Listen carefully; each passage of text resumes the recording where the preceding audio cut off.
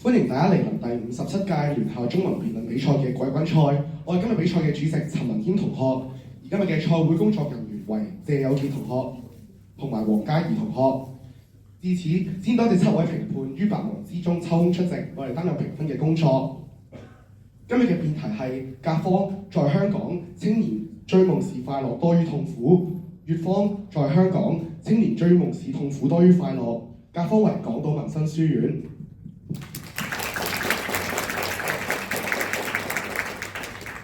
而乙方則為港大同學會書院。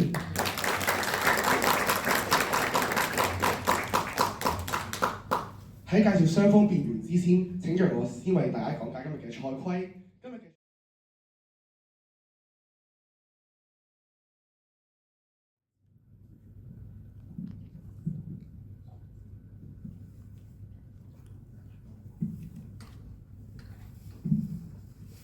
試咪。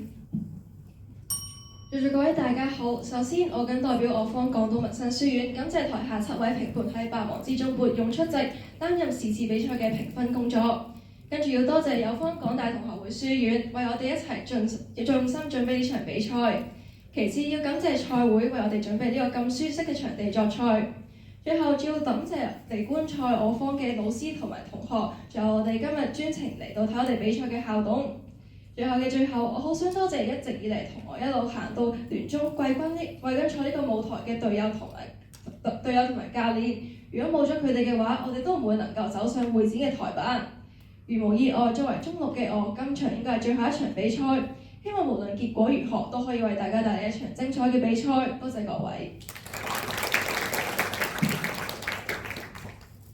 接住落嚟，有請乙方主辯。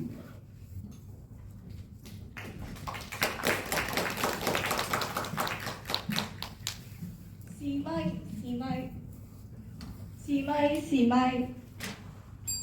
主席、評判座各位大家好，首先我謹代表我方港大同學會書院，感謝今日7位評判喺百忙之中撥冗抽空出席嚟臨擔任是次嘅評分工作。其次，我要多謝友方港島民生書院喺呢8個鐘同我方一齊盡心盡力咁準備呢一場比賽。最後，我要多謝賽會提供咗呢一條多面向嘅辯題，等我哋雙方嘅辯員都可以獲益良多。1年前咧，我就喺台下面咧睇住我中5嘅師姐喺呢度打季軍賽主傑。咁1年之後咧，我發現咧台下嘅師弟師妹多咗啦。然後我發現眨下眼，我下年又會成為高中辯論員。所以薪火相傳，今年我都喺我中6嘅師姐手上接過咗第57屆聯中季軍賽嘅乙方主傑。多謝各位。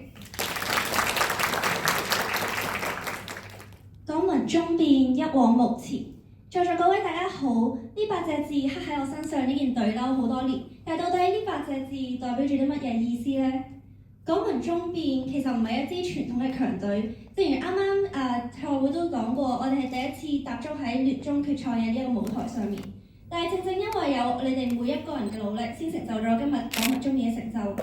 雖然多謝説話，我方主辯亦都講咗好多，但係喺呢度我有幾個人特別想多謝。首先，我想多謝我哋嘅教練一直以嚟對我哋嘅提點同埋幫助，令到我哋有今日嘅呢個成就。其次，我想多謝校方一直以嚟嘅支持，包括幾位大隊老師同埋今日校隊亦都親臨現場睇我哋比賽。其次，我想特別多謝我嘅屋企人，雖然我係好希望佢哋今日可以嚟呢度睇我比賽，但可惜佢哋可能今日未能夠親身到場。但係我希望佢哋之後睇翻片嘅時候，會聽到我對佢哋講嘅呢一句，多謝佢一直支持我追尋呢個辯論夢，做我想做嘅事。最後當然唔少得，我要多謝身後嘅呢3位辯論隊友同埋港民中辯嘅所有辯員，無論你一直同我並肩前行，我都唔會有今日嘅呢個成就。到後4隻字一往無前，其實我記得成日都會有人問我，咦，點解你要打辯論嘅？辯論好辛苦喎。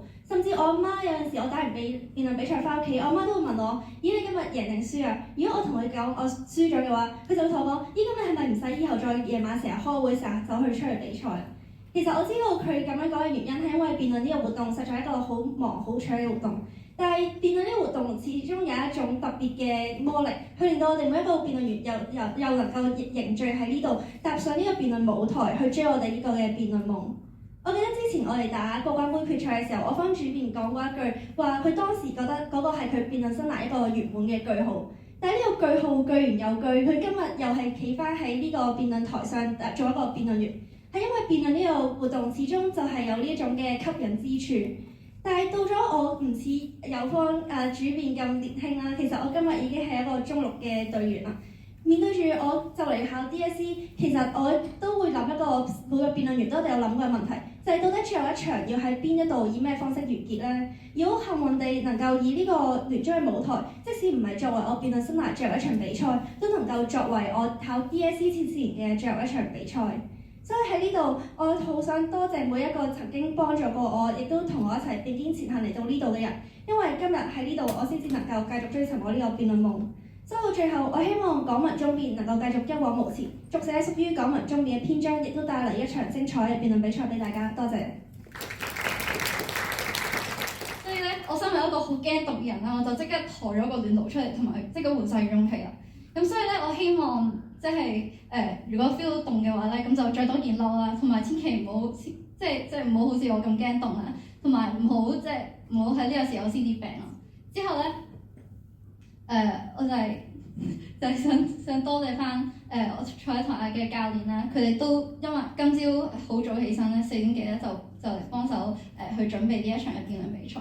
最後咧好希望咧喺會展度咧可以打一場精彩嘅辯論比賽俾大家睇。多謝各位。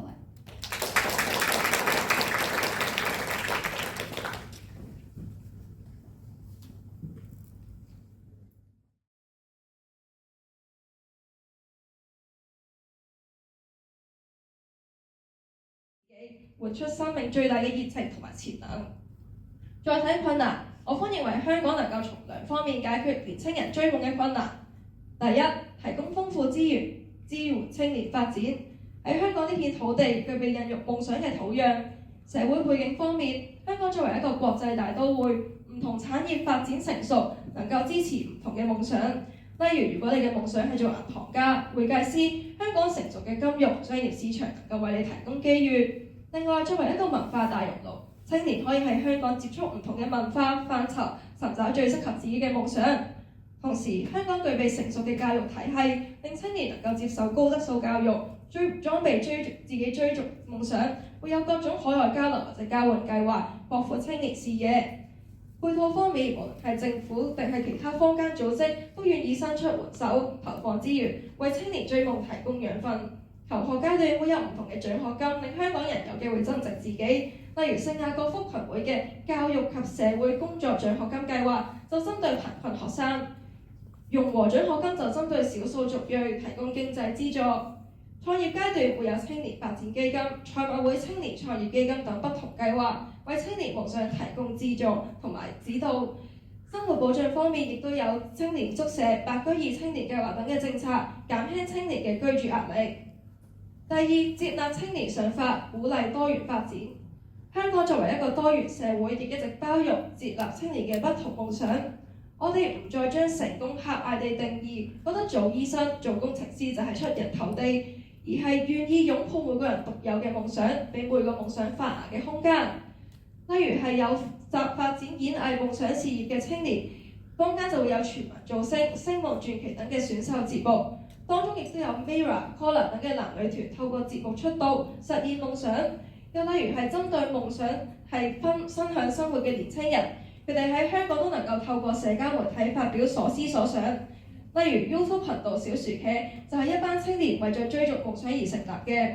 同時，社會越發容許彈性工作，越嚟越多青年成為車桿族，追逐不同夢想，甚至青年身邊嘅人都願意支持青年去追夢。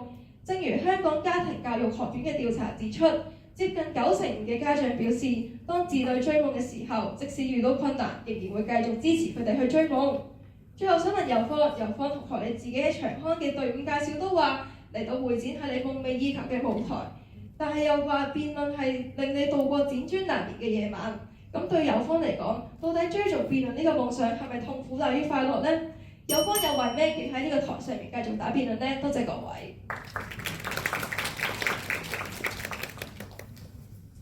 甲方主辯嘅發言時間為5分03秒，冇過時，無需扣分。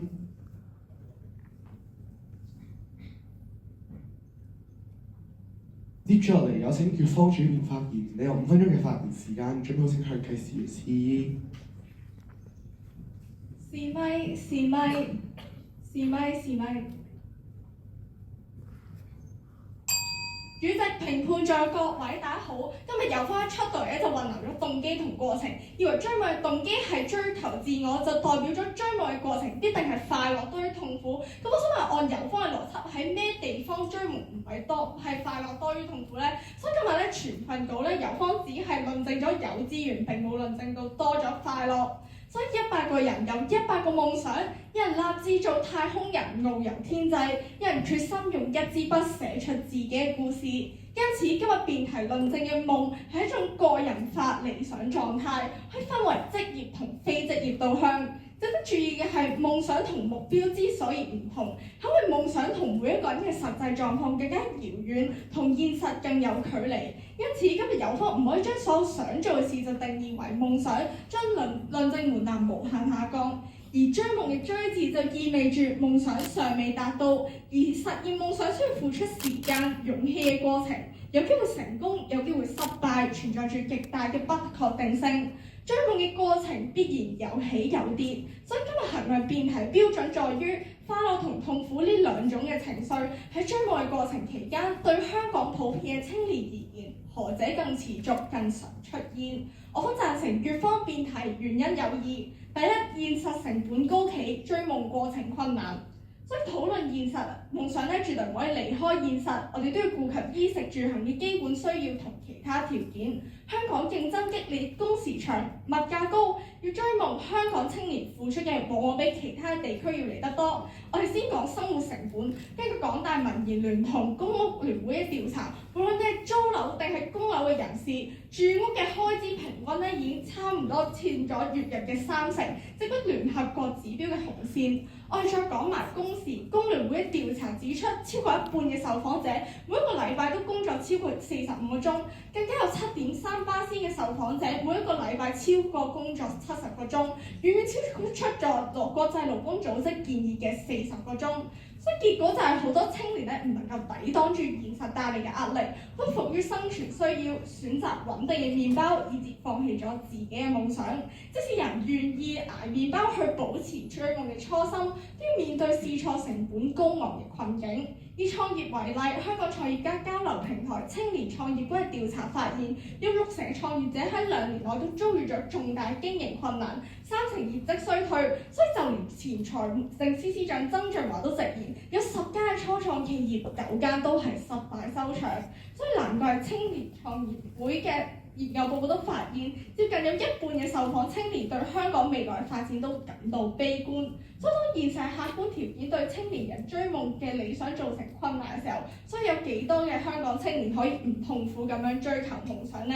第二，批判風氣盛行，放大追夢痛苦。追夢本身咧就係一條唔穩定嘅路，身邊嘅人甚至乎社會嘅言行都影響緊心態同勇氣。喺香港社會充斥住互相批鬥同攻擊，每一個人生範本都容易被無情否定，仇女、仇富、仇貧、仇老、仇成功、仇失敗等等嘅情緒泛濫。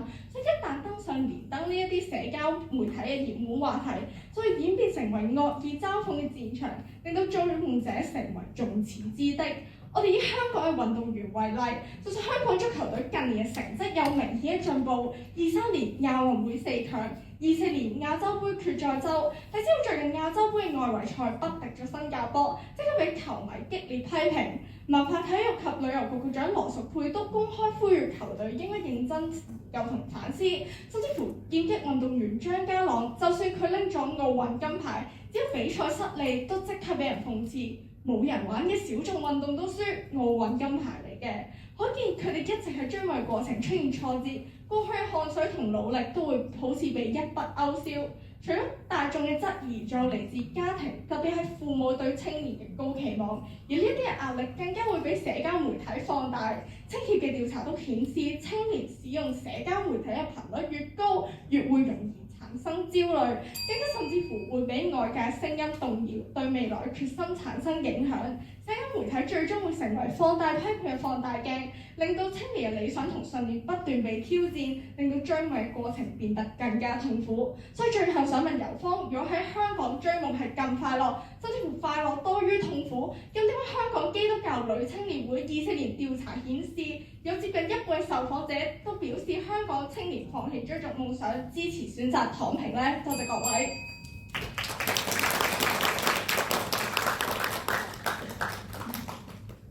粵方主編嘅發言時間為5分01秒，冇過時，無需扣分。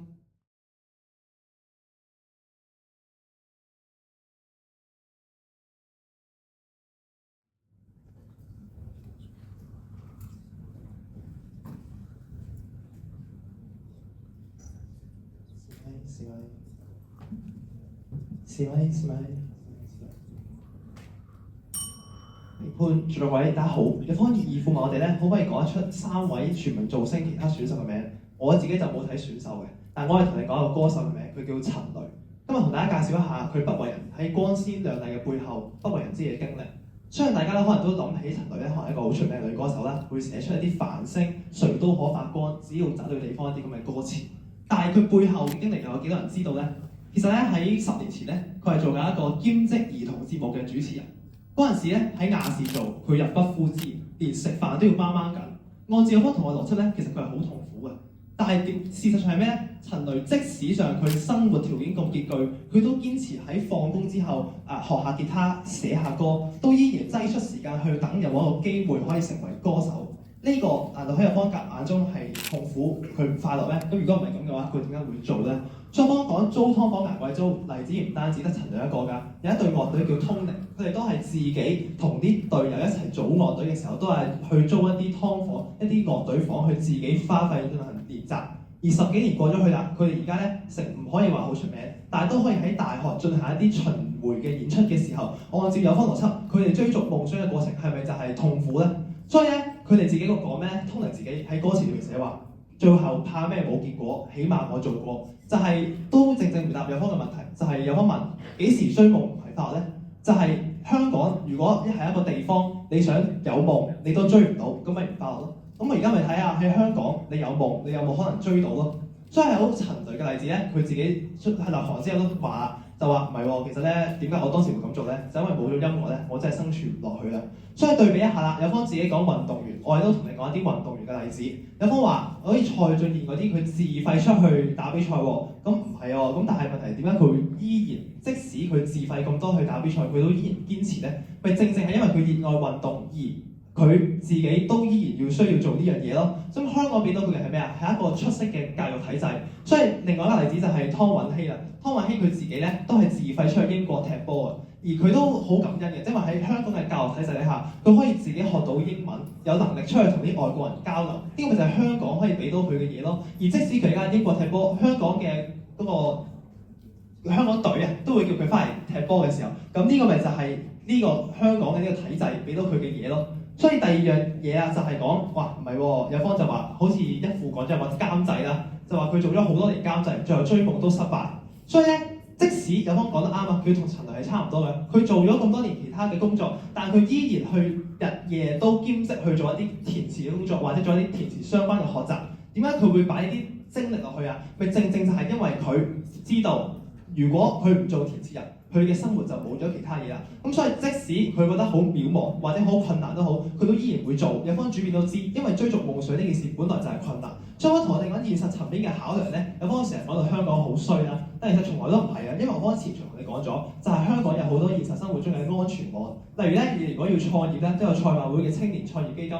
你如果要講體育嘅運動員咧，除咗體院嘅資助，有方話有啲冇啊，但其實而家體院已經增加多嘅資助啦。都有一啲賽馬會嘅體育相關嘅基金都可以幫助呢班運動員嘅時候，其實香港缺乏咧資源，可能我哋慢慢要會做得好，但其實香港從來咧都唔算缺乏，因為咧都有好，就算政府唔做，都有好多嘅私人機構會去做嘅時候，而且政府都有青年發展藍圖，未來會撥更加多錢嘅時候咧，有翻最後一個邏輯就係同你講咩咧，就話唔係喎，啲好似姜濤嘅明星，佢即使成咗名都會俾狗仔隊去關注佢嘅私人生活，俾一啲網絡上面嘅連登人士諷刺啦。咁我方好奇怪啊！難道姜濤入行之前佢唔知做歌手會經歷呢啲嘅咩？其實喺80年代、70年代，譚詠麟、張國榮嘅時候，佢係都深受狗仔的困擾啦。所以佢咧喺追夢之前都知道呢樣嘢嘅時候，佢都依然去追夢，咪就係代表佢係快樂住啦。多謝各位。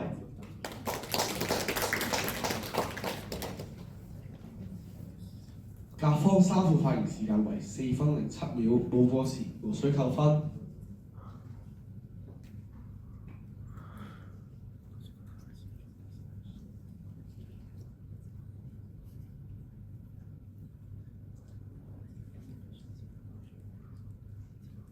接住落嚟有請乙方3副發言，有4分鐘嘅發言時間，準備好請向計時員示意。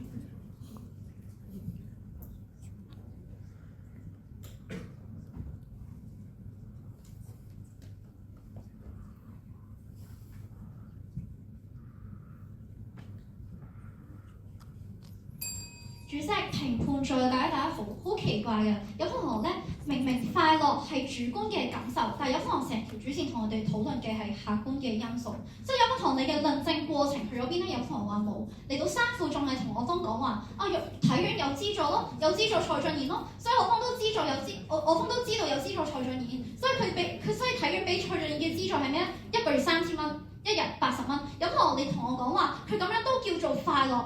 就係因為呢一個係佢嘅選擇，所以有同學你同我講話，佢日日喺度，佢日日捱湯飯，日日捱杯麵，呢個都叫做，呢個都唔叫痛苦。咁咩叫做痛苦咧？有同學冇交代過。即係有同學，就算蔡俊彥咧，佢可能咧練習劍擊，練習到可能斷咗隻腳咧，有同學都話咧，呢個係佢嘅選擇嚟㗎，所以呢個咧就係佢嘅快樂。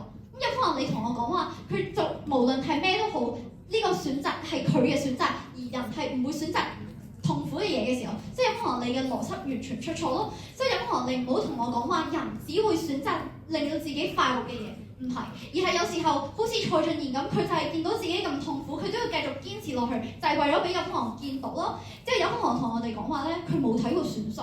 但有可能咧好奇怪嘅係，佢又記得出 Mirror、Caller 呢啲嘢，即係有可能完全舉唔出失敗嘅案例，或者因為佢哋嗰啲失敗嘅案例，佢咁努力去辭職、去追夢，而最後換翻嚟有可能認唔到佢哋，一啲係咪痛苦咧？有可能有可能你會同我哋講話，佢哋係快樂㗎，佢哋有追夢啊嘛，所以佢哋呢個追夢嘅過程，佢哋最後失敗咗，有可能你同我講呢一啲叫快樂咩？即係有可能你嘅論證過程完全出錯，即係有可能同我哋講話咧，因為多咗獎學金咧，所以我哋追夢咧就好快樂啦。即係有可能完全唔理解有可能呢一個邏輯，因為有可能你最多都係同我講追夢佢嘅條件多咗，但係佢追夢嘅呢一個過程去咗邊咧，我方聽唔到。所以如果你同我講話獎學金多咗就等於快樂咗嘅時候，所以獎學金我要同其他人爭，我如果日日通頂，我就係為咗拎個獎學金，而我咁痛苦，我就係為咗拎個獎學金嘅時候，咁係咪睇我最後拎獎學金呢一刻啊？定係睇我追夢嘅呢一個過程？我為咗拎獎學金而日日通頂，感到好痛苦嘅時候，呢一個係咪又係快樂咧？有同學冇交代過。之後咧有同我哋講話咧，追夢咧，人咧係只會揀令自己快樂嘅嘢，而唔會揀自己痛苦嘅嘢。所以有可能就係完全循環論證緊咯。所以有可能你嘅呢一個邏輯底下咧，我方完全論證唔到辯題，就係因為人係唔會揀自己痛苦嘅嘢啊嘛。咁所以我方同學企上嚟呢個台板係的確喺呢一個過程入面，可能日日都要準備辯論係好痛苦嘅過程。但係我方你唔好同我講話，因為人係唔會揀自己。人唔會揀自己痛苦嘅嘢，所以你就唔可以默認我方所有嘅過程都係快樂嘅過程，有可能呢一個出錯。所以在座各位，2022年8月11號，人喺連登問25歲究竟應唔應該追夢？用戶我係公主答：你老幾啊？少年，你太年輕啦，你學乜人追夢啫？2025年4月2號 ，Flash 談論試當真結業，最多讚數嘅留言係：試當真之花花草草發咩明星夢啫？而家執笠咪可以讀基礎文憑咯。所以呢啲罵聲從來唔係我方虛構，只要打開社交平台，只要個貼紙有關夢想，樓下嘅反應就已經假設咗佢係離經叛道嘅旺角仔女，就係無所事事嘅全職兒子。但係呢一啲網上面嘅罵聲影響住我哋呢一啲嘅青年，佢哋係咪感到快樂呢？所以最後試當真結業，大家都知道。所以由一開始連網民嘅連登嘅網民就話：你點樣可以追夢啫？而最後結業咗啦，啲人就話：你都係全靠天下一啫，你睇你結業，你咪抵咯。所以呢一個又係咪快樂？一個佢承受住嘅呢一個過程又係咪快樂定係痛苦更加多咧？多謝各位。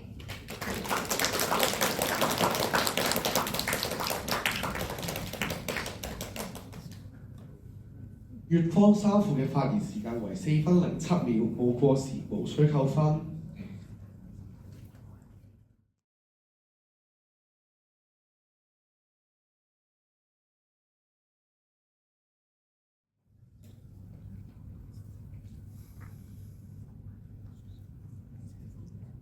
是咪？主席、評判在座各位，大家好。有方今日衡量標準咧，就係話追夢帶嚟嘅快樂係獨一無二，但困難痛苦係追唔追夢都會遇見，所以咧就代表快樂多過痛苦啦。但係有方忽視咗香港社會嘅客觀困難，係會直接對夢想追夢嘅過程帶嚟痛苦。例如雖然追唔追夢都會喺香港面對租金問題，但係我哋睇破咗亞洲深蹲紀錄嘅健力運動員李健熙都話，代表香港比賽要一路捱住健身室嘅租金之餘，仲要犧牲上堂教學生嘅收入，手停口停之餘仲要倒貼，呢啲咪就係香港環境支援不足，所以佢面對嘅困難係源自香港呢個環境，甚至比普通人更加多。由追夢嘅過程獨一無二地帶嚟，追夢追到咁多犧牲都唔叫痛苦，咁有風覺得要去到幾慘先叫痛苦呢？多謝各位。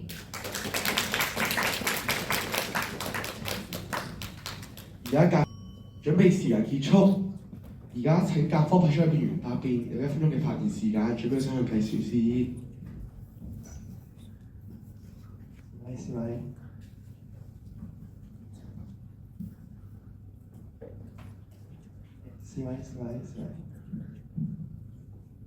做得好，有方問咧嗰個運動員舉重咧，定係唔知做健身咧？點解佢犧牲咁多，但佢都係快樂咧？所以好簡單問有方咧，犧牲咁多，但係點解佢都會做咧？正係因為佢覺得呢樣嘢有意義咯。所以咧，如果佢唔做咁多犧牲，佢做翻一啲其他工種，佢只會更痛苦，所以佢先會選擇呢條路啊嘛。所以確立咗第一點之後咧，有方今日反正辯題得一樣嘢就係唔係喎，過程中好痛苦，所以過程中好痛苦。前場同你講咗有而家有好多機制可以減緩，例如體院有基金、賽馬會有基金。第二啦，正係呢啲痛苦先會令到佢哋將來就算成功咗之後更加快樂啊嘛。用翻我啱啱三副講嘅陳蕾嘅例子，佢自己後來嘅訪問裏面講話，正係過去呢啲痛苦，佢先可以寫出繁星啲歌詞，話成敗與否只得係我，唔係人哋係從來冇標準答案咯。所以呢啲咪就係佢過去嘅痛苦，先令到佢而家更珍惜佢而家嘅快樂咯。呢啲唔係正係因為佢選擇做呢樣嘢嘅快樂大於痛苦咩？多謝各位。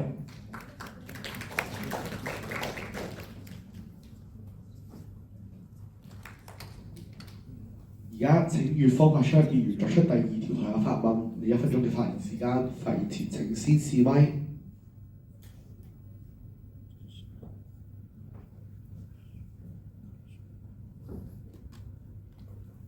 試咪。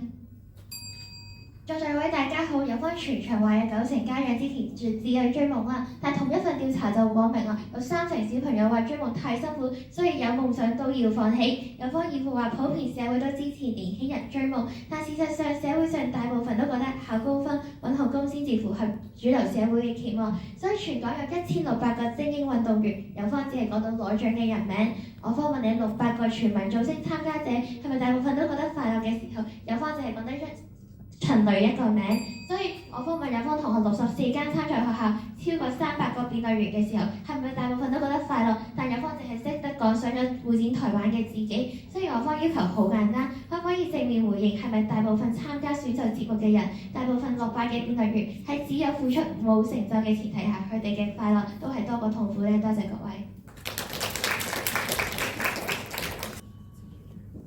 準備時間結束。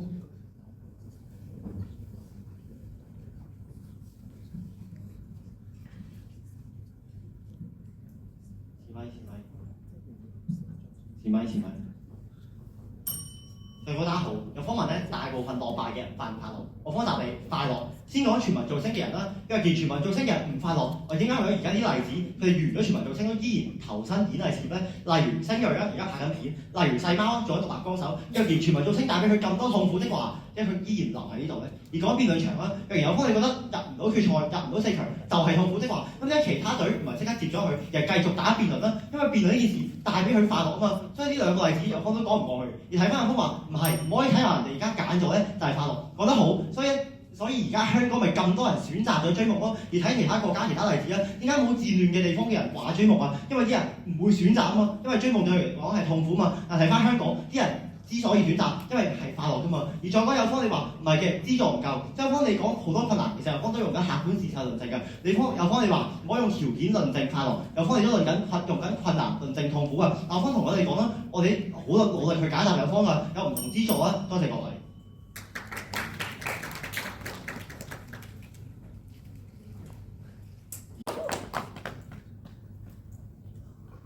最後請粵方派出辯員作出第3條台下發問，你1分鐘嘅發言時間。發言前請先試咪。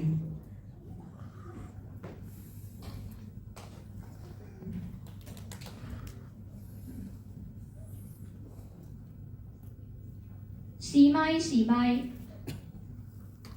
在各位大家好，今日有方答第1條台下嘅時候，佢就問點解舉重運動員要繼續追夢，佢都唔答因為快樂，轉答因為有意義啊！咁係咪所有有意義嘅事都係必然令人快樂呢？今日有方主辯就話實踐夢想帶嚟嘅滿足感同成就感，但係又冇解釋到只係追夢，而係未實踐到嘅時候有冇成就感，就當少數人實踐到啦。今日有方就話成就感係獨一無二嘅，哪怕經歷咗幾多困難、幾多犧牲都好，呢一種獨特嘅成就感都係多於追夢嘅犧牲同埋成本。好似孫中山咁，佢嘅夢想係推翻帝制，期間佢多次受到清朝政府騷擾，假設佢所有戰友都被殺啦，身體被摧殘啦，咁係咪又係一句革命有意義？於是快樂大於痛苦呢？多謝各位。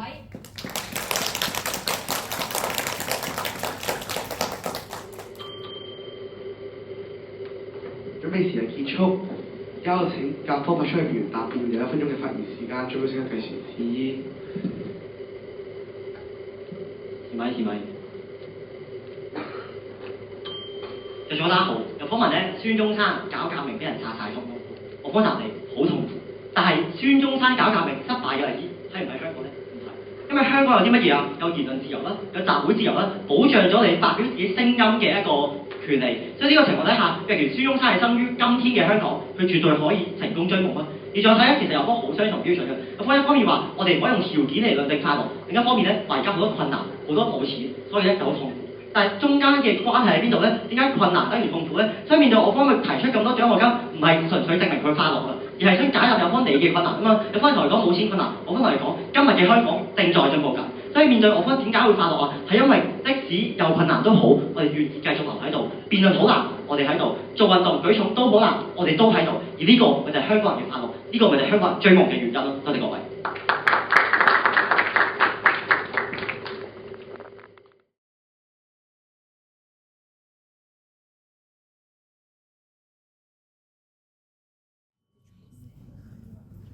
結辯準備時間結束，而家有請甲方結辯發言，有5分鐘嘅發言時間。發言前先試咪，最後請人計時試衣。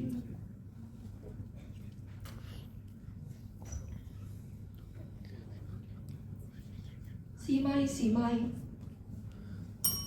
主席、評判、在座各位大家好，嚟到結辯嘅位置，我想用3句周星馳講過嘅説話總結全場，並帶出3個有方無法反駁嘅論點。第一句，人冇夢想同鹹魚有咩分別？追夢係痛苦嘅，但追尋夢想更加痛苦。有方今日講到人人追逐夢想都係十分痛苦，好似追夢本身就係一種不切實際、浪費時間、心靈嘅不可能任務。但大家不妨調轉諗下，係咪冇夢想、冇挫折，我哋就能夠獲得快樂？今日全場我哋都喺度嘗試對討論香港青年遇到嘅挫折同困難可唔可以解決，但反而好少觸及到夢想本身點解為我哋帶嚟快樂。有方今日第一個無法反駁嘅論點就係青年係有追夢嘅資源㗎。事實係香港的確有完善嘅青年支援，涵蓋創業、房屋、教育、體育發展。呢啲客觀因素嘅存在，有方無法否認，亦都反對唔到。我方唔係直線邏輯地覺得有支援就等於青年係快樂地追夢，而係當青年追夢嘅時候，佢哋唔係好似有方講到咁，佢哋會面對各種嘅負面因素，因為咁就全部係痛苦。住屋有困難，可以去青年宿舍，可以參加白居易嘅青年計劃，等待成功嘅時候。雖然有支援啊，青年源於生活壓力嘅痛苦可以減少嘅時候，痛苦可以減少，但因為自己可以追上追嘅夢而起嘅快樂持續，咁咪正正達到有方衡量辯題嘅標準，快樂係更常出現而且更持續㗎啦。有方自由辯論又同我哋高舉姜濤嘅例子啦，但有方嘅邏輯好奇怪㗎。喺社交媒體上面，負面嘅評論固然傳播得快，但係負面嘅評論往往只係佔少數。你打開佢嘅評論區、討論區，大部分仍然係支持佢嘅粉絲，佢哋都支持佢去追夢。點解有方反而睇唔到呢？負面評論傳播得快，正面評論咪一樣係傳播得快？呢個就正正係網絡時代底下，而呢個時代獨有嘅特徵，可以支持我哋更加去追夢，令我哋聽到支持我哋嘅聲音。第二，世人笑我太瘋癲，我笑他人看不穿。其實呢個過程當中可能有痛苦，但正正係成就咗我哋嘅夢想，幫助我哋成長。所以追夢本身係快樂㗎。有方今日第二個無法反駁嘅論點呢，就係追夢係困難而快樂嘅。子非魚，安知魚之樂？有方其實係一個好功利嘅審判者嚟㗎。喺義父眼中啦，蔡俊彥自己貼錢打比賽係痛苦嘅。我方三父所講嘅陳雷啦、Tony 樂隊，全部都係踩住尖刀去追夢㗎。但事實係，佢哋縱然面對入不敷支嘅痛苦，仍然自己都唔後悔，甚至覺得快樂。正正因為追夢喺香港呢個機遇處處嘅地方，我哋知道夢想縱然遠在天邊，但絕對唔係遙不可求。呢個正正亦都係周星馳嘅故事，亦都係我哋香港青年嘅故事。周星馳初入行嘅時候，經歷重重困難。導演、觀眾唔欣賞佢，佢都有過痛苦嘅階段。但正正係呢啲磨練同經歷，令周星馳令我哋更加了解自己嘅內心，提供咗追夢嘅養分。追夢嘅快樂之所以顯得彌足珍貴，並唔係因為周星馳成功咗咁簡單，而係因為觸及夢想嘅過程縱然足夠難得、足夠獨特，擁有追逐夢想嘅勇氣同經驗，先令到最後嘅成果，令到呢件事顯得更加難能可貴。最後一句，點解堅持？想一想當初，同上兩句唔一樣。呢句唔係電影對白，而係周星馳同記者講嘅。嚟到比賽嘅尾聲，我哋不妨諗一諗，夢想嘅本質係乜嘢呢？夢想本身就唔係能夠輕易達到嘅，但我哋生而為人，窮盡一生，最後嘅追求正正就係呢種看似遙不可及嘅夢想。而一路上支撐住我哋走向呢個未知嘅未來嘅，其實就係我哋喺過程中一步一腳印所帶嚟嘅快樂。有方第三個無法反駁嘅論點就係追夢期間快樂大於痛苦。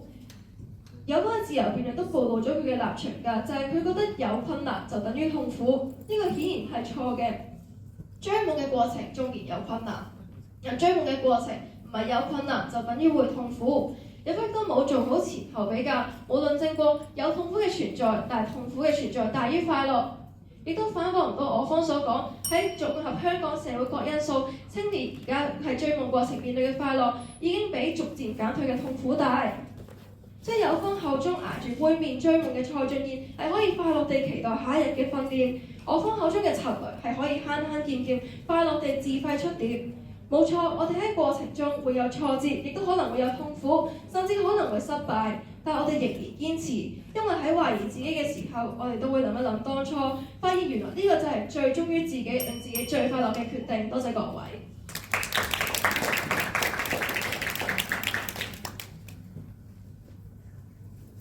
甲方結辯發言時間為5分02秒，冇過時無需扣分。請乙方結辯發言，有5分鐘嘅發言時間。發言前請先試咪，再請佢計時示意。試咪，試咪。主席、評判在座各位，語言係一樣好誠實嘅嘢。追車多數都追唔到，追憶未必諗得返。追捕係高風險嘅，追係要奮身去追，而追夢比起以上任何一個詞語都嚟得嚴肅，係要持續咁樣用時間去換未知，用代價去換機會。追夢嘅日常唔係舞台燈光，而係地鐵嘅尾班車、凌晨嘅咖啡、缺席嘅聚會，呢啲片段加起嚟就係痛苦更長更久。今日雙方我哋都提及過造星 Mirror， 我更加想提醒大家，一將功成萬骨枯，做咗6屆全民造星，每一屆入選99強人入面，有幾十個都係放棄生活、放棄工作、放下學業，苦練咗幾個月之後，第一輪初賽83號3盞紅燈，唔好意思，每一個參賽者都可能得30秒嘅鏡頭，每一個辯員講完嘢都可能掌聲唔會超過10秒，好多辯員落敗之後都可以耿耿於懷幾年。所以有方主編咧出到嚟正式同我哋講好多資源，但係好多資源等唔等於我哋快樂咗呢？有冇唔明白喺香港追夢唔係關於我哋嘅勇氣夠唔夠，而關於成本高唔高？喺有限嘅比賽時間當中，以下嘅一切夢想嘅粉碎，有方都否認唔到。似香港以外喺其他地方，唔係競爭型嘅社會，唔係經濟嘅現實主義為先，唔係生活壓力保障人負唔負責嘅價值觀念，所以有方咧話咧，人咧一定會揀一個快樂多於痛苦嘅選擇。咁我想問有方乜嘢唔係追求快樂咧？所以今日有方嘅立場咧已經跳嚟跳去，成場都循環論證，淨係識得問我方痛苦嘅話，點解我唔退出啊？所以更加令人窒息嘅唔係追夢本身係困難，而係香港盛行嘅投訴文化同結果主義。追夢失敗唔係獲得經驗，而係俾人笑。你稍有成就唔係得到認同，就係俾人質疑。我哋要憐憫香港人，憐憫我哋自己。香港太難追夢，大家都唔信，就對相信可以追夢嘅人充滿批判。我方知道咧，實驗判斷香港追夢痛苦咁多都唔係放負，而係想正視呢一切可以透過觀念改變，透過政策支援去減少嘅痛苦，為負重而行嘅追夢青年減磅鋪路。當現今青年人掙扎緊要放棄夢想嘅時候，由方今日所講嘅失敗唔等於痛苦，佢哋聽到真係覺得好痛苦。所以由方咧今日淨係嘗試用成功嘅例子歸咎香港嘅環境，但事實上自己幸存者偏差，背後有幾多失敗嘅例子，幾多嘅額外成本，有方又睇唔睇到呢？所以今日有方好大邏輯問題，就係凡可能求到嘅就可能快樂。所以有方嘅邏輯下，其實任何人做任何嘢都可以得到快樂。但有方你冇比較馬丁路德金、德蘭修女，甚至天下之憂而憂嘅范仲淹等等呢一啲偉人幫助世界，唔係因為快樂。於是乎有方忽略咗佢哋助人嗰刻雖然有滿足感，但助人嘅代價絕對有可能係悲傷，係痛苦多於快樂滿足。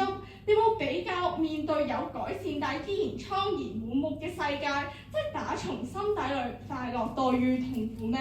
我哋佩服佢哋，正正係因為佢哋不求快樂，任緣痛苦。有冇問我方辯論至此，你唔快樂咩？心相換，我有討厭過辯論，一見辯論誤終身。呢一刻我同你哋身邊無欲無求、無憂無慮嘅同學仔做緊啲咩呢？蒙頭大水係咪喺海洋公園？你追緊劇、錫緊熒幕上面嘅男神呢？各位評判們，想問下你哋而家中學同學做緊啲咩呢？係咪打緊高爾夫球、飲緊咖啡、共聚天倫？但你哋好好，你哋冇選擇咗喺冇咁快樂嘅情況下，但更有意義咁陪我哋行呢一條思辨之路。願唔願意每一個星期六都咁樣做呢？如果評判之中仲有好幾位都係議員，請問你資格提案未必被爭立，政策未必成功，未必有滿足感，但係堅持，因為堅持有意義，而意義就係在於未必快樂，但係擇善固執。孔子都曾經講過，不容然後見君子，用人話解釋一下，天下不容，世人不解。備受攻擊，既然堅持而唔迎合世界改善標準，是意義所在。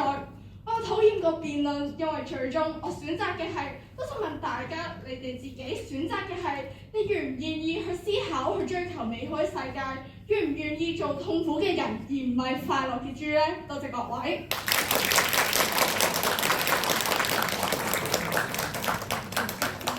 粵科結業嘅發言時間為4分59秒，冇過時無需扣分。